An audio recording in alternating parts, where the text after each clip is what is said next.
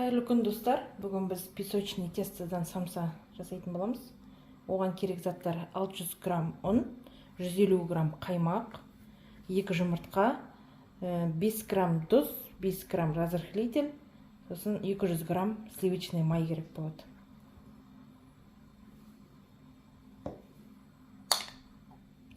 Май үйдің температурасында еріп тұрған май болу керек. Осыны ұнға езіп аламыз.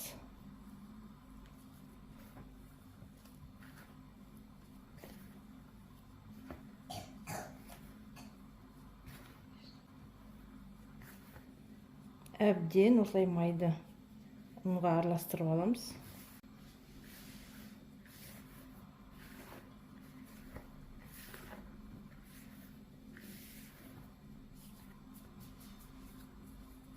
Енді осыған 150 грамм қаймақ,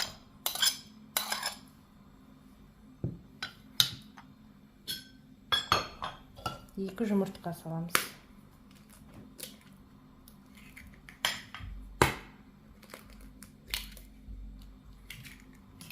Сосын 5 грамм тұз бен 5 грамм разрыхлитель.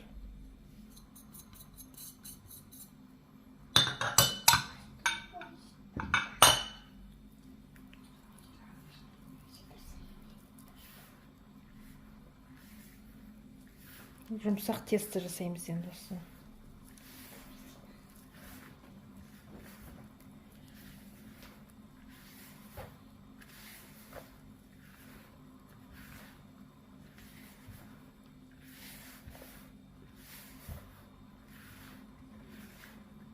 Егер майыңыз салқын болса, ол дейтін еріп кетуі қиын болады.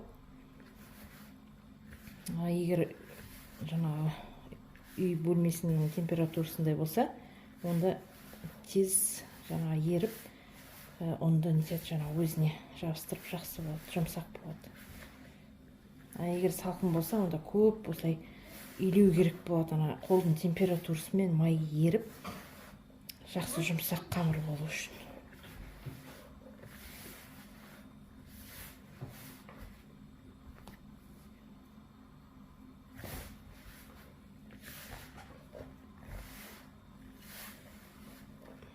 Қазір бірікпеген болып тұр, енді осының бәрін біріктіреміз. Слай берсеңіз, бірігет тесто болып.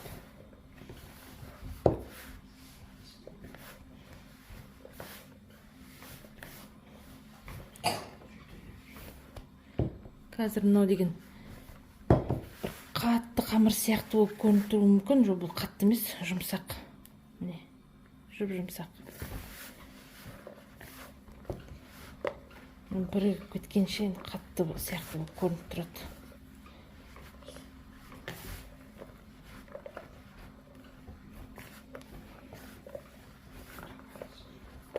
Қазір самсаның начинкасын дайындағанша бұл дейтін целлофановый пакетке салып қоямыз.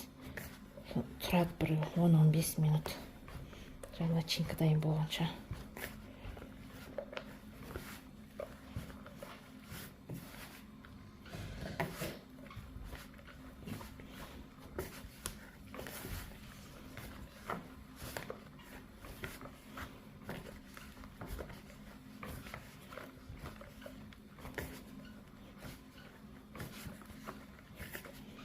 Бірігіп келетір жаймен осылай бірігу керек. Дәл осылай грамммен есептесеңіздер, онда артық ұнда керек емес. Сосын шылқып, сұйықта болып кетпейді. Осылай дәл келеді.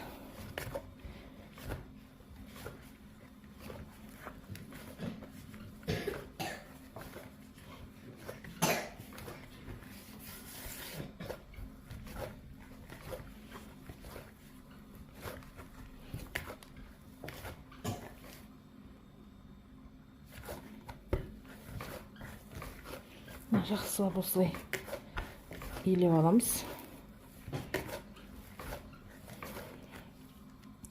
Міне, жұп-жұмсақ өзі. Осындай жұп-жұмсақ болу керек.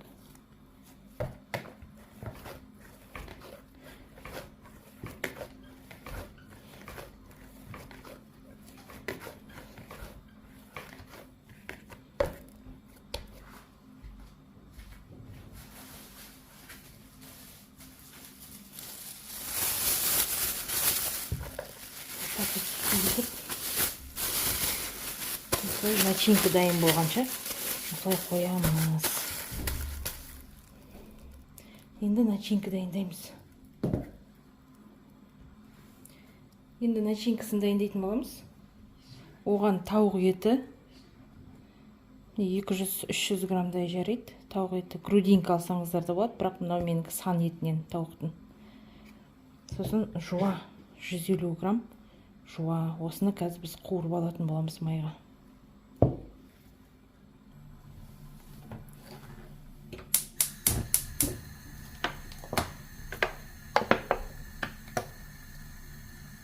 Шамалы ғана май жарайды.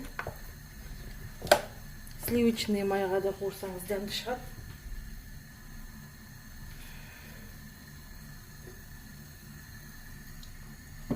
Майымыз қызды.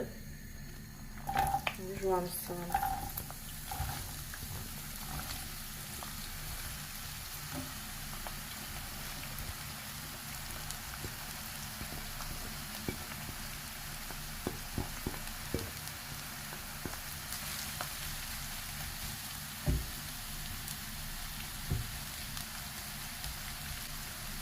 Жуамыз жұмсарғанша пісіріп аламыз.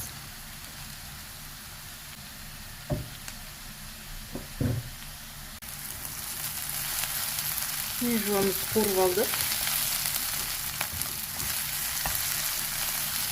Енді болғасын сөндіреміз. Суығаннан кейін барып, тауық етімен араластырамыз. Суымай араластырмаймыз. Суыған күтеміз осын жуамыз.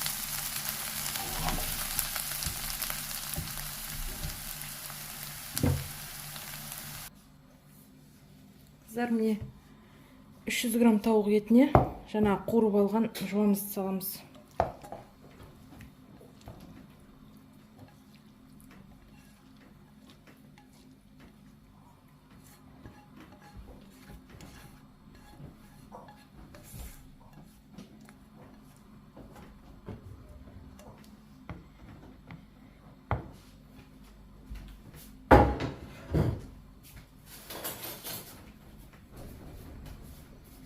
Оған 5 грамм тұз, 5 грамм бұрыш саламыз.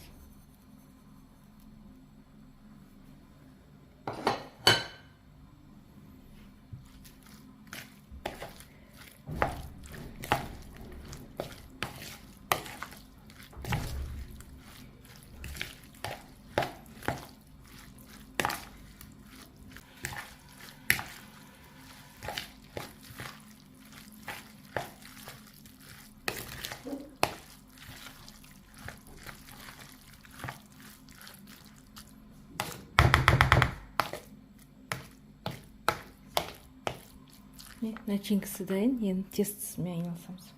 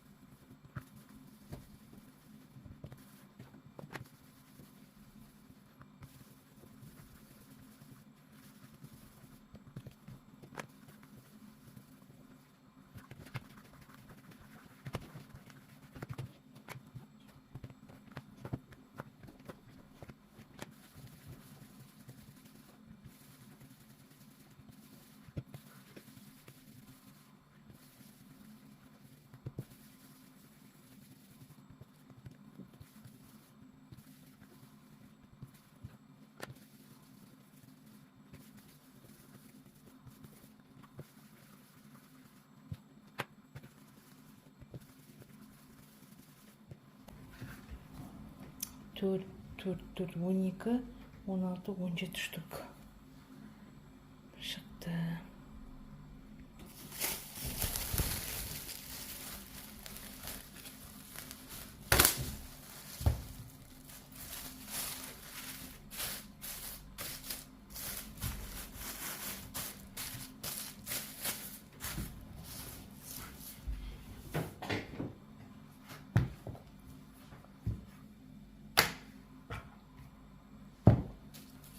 Енді жаймен бастаймыз.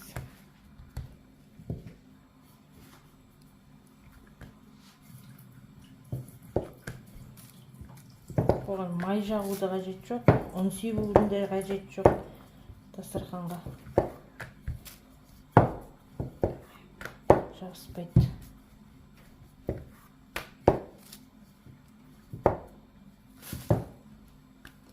Мынадай қылып жазып аламыз.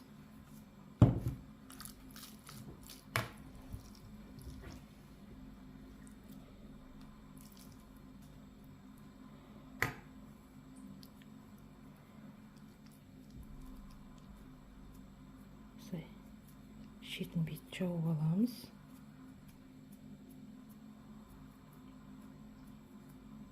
Сосын түйеміз қазір.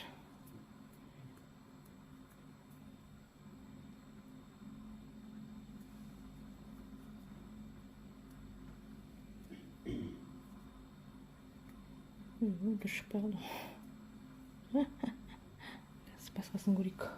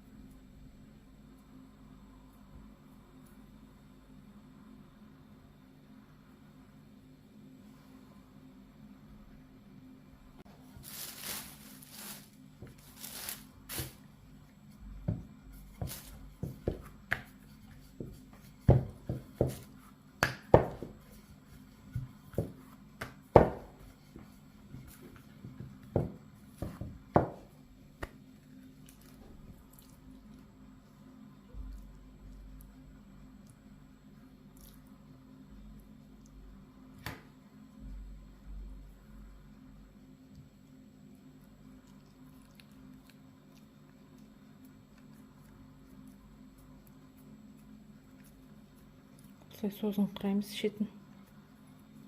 Түйуге оңай болу үшін.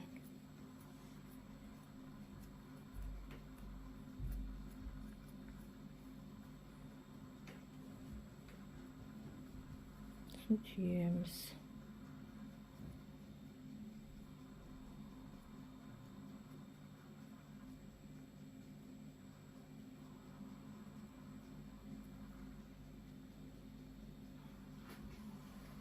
Бірден шықпайды, қолдарыңызды үйретіп алыңыздар, қайта-қайта жасап. Жаймен шығады.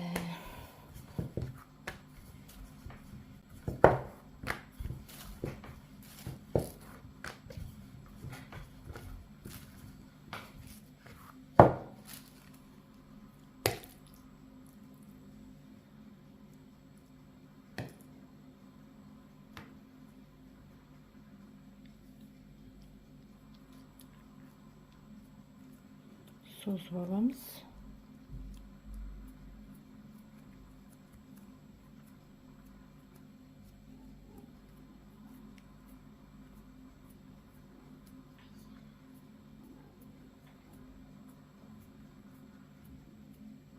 Түйеміз.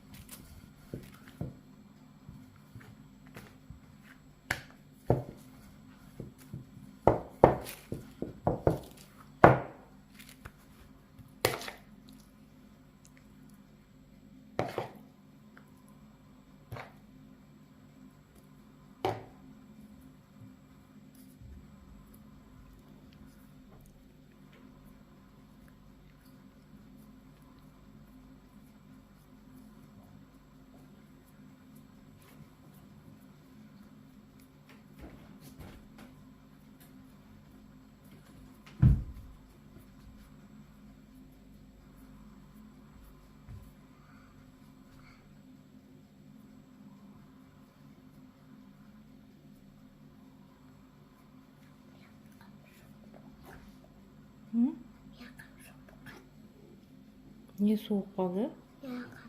Арқам? Неге?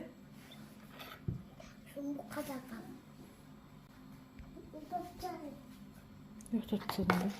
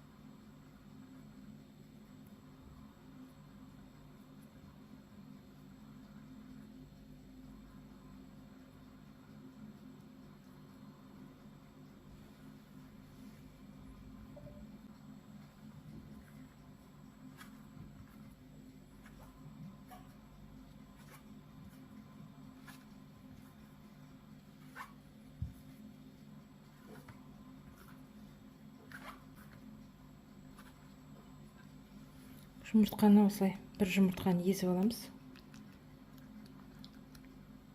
Бетіне жақшамыз.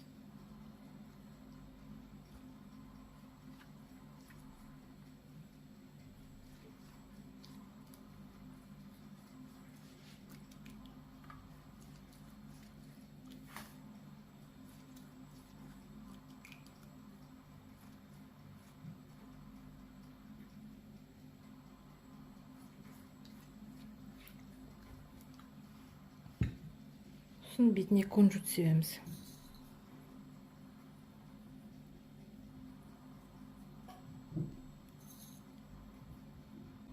Жүз 80-190 градуста 20-25 минутқа пешке жібереміз.